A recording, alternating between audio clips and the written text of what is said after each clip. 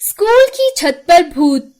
कई साल पहले मेरे मोहल्ले की सरकारी स्कूल की बिल्डिंग से गिरकर मेरे एक दोस्त की मौत हो गई थी।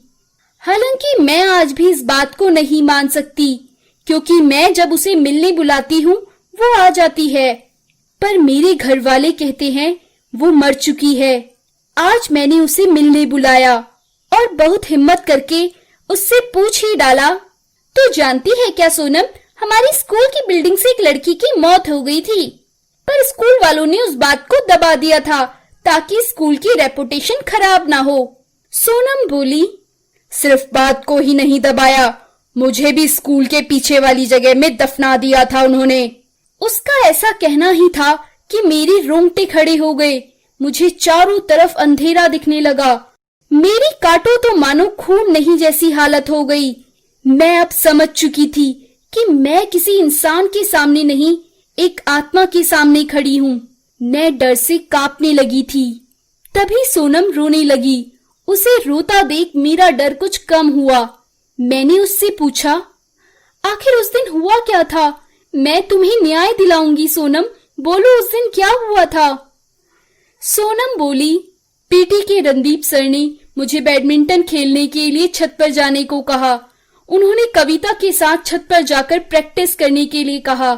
मैंने उनसे कारण पूछा तो उन्होंने कहा, ग्राउंड में दूसरे स्कूल वालों का मैच है तो प्रैक्टिस के लिए स्कूल की छत पर चले जाओ। छत पर बैडमिंटन की प्रैक्टिस करते हुए मेरा पैर फिसल गया और मैं नीचे गिर गई। मैं छत पर बैडमिंटन की प्रैक्टिस कर रही थी, ये बात मेरे, कविता और रणदीप सर के अलावा कोई नहीं जानता था। कविता को जेल में जाने की डर दिखाकर उन्होंने उसको चुप करा दिया और स्कूल में अफवाह फैला दी कि स्कूल की छत में कोई भूत है, और मैं बिना पूछे छत पर गई थी, जिससे उस भूत ने मुझे धक्का मार दिया और मेरी लाश भी गायब कर दी। पुलिस वालों को भी कोई सबूत ना मिला, जिसके कारण वो कुछ ना कर सके। मेरे माँ पापा भी स्कूल प्रशासन के आगे कुछ ना कर सके। वो बहुत गरीब हैं, कर भी क्या सकते थे। सोनम की बात सुन मैं फूट फूट कर रोने लगी। मैंने सोनम को न्याय दिलाने का निर्णय लिया। अगले ही दिन मैं सब इंस्पेक्टर को स्कूल में ले गई और स्कूल के पीछे दफन सोनम की लाश का पता बताया। पुलिस ने कार्यवाही हुई।